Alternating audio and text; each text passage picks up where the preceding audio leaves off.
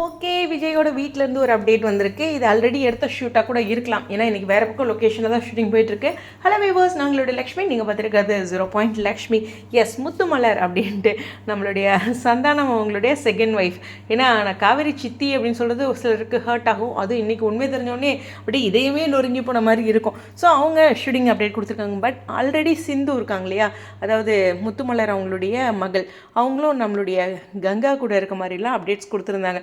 So Vijay வீட்டில் கன்ஃபார்மாக அவங்க வந்துட்டாங்க அப்படிங்கிறதும் கண்டிப்பாக சிந்து மட்டும் தனியாக வர மாட்டாங்க. ஃபேமிலியாக கிருஷ்ணா, முத்துமலர் எல்லாருமே சேர்ந்து தான் வந்திருப்பாங்கன்றிருக்கு.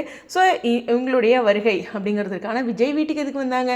எதுவாக இருந்தாலும் நீங்கள் அங்கே போய் என்னென்னா சாரதாம்மா வீட்டுக்கு தானே போகணும் அப்படிங்கிற மைண்ட் வைஸ் எனக்கும் இருக்குது. அப்போ இங்கே எங்கே அக்கப்போர் வைக்க முடியும்? நம்ம விக்காவை ஃபோக்கஸ் பண்ணி தான் எல்லாமே விழுமாட்டிருக்குது பிரச்சனைகள்.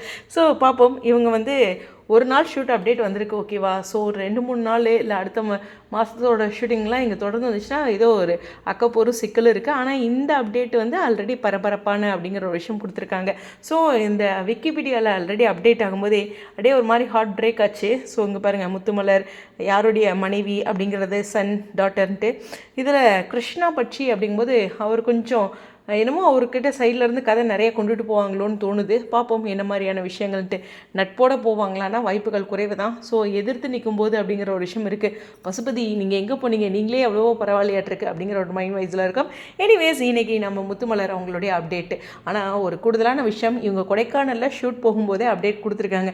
நான் அவங்க இன்ஸ்டா ஐடியா ஃபாலோ பண்ணல. யாராச்சும் ஃபாலோ பண்ணியிருந்தீங்கன்னா யோசிச்சுருந்துருக்கலாம். ஸோ அவங்க கொடைக்கானலில் எப்படி நம்ம விக்கா, அதாவது காவேரியோட அப்டேட்ஸு மற்றவங்களோட அப்டேட்ஸ்லாம் பார்க்கும்போது உற்சாகமானமோ பேரலாம் இவங்களும் 1 வீக் முன்னாடியே அப்டேட் கொடுக்க ஆரம்பிச்சிருக்காங்க.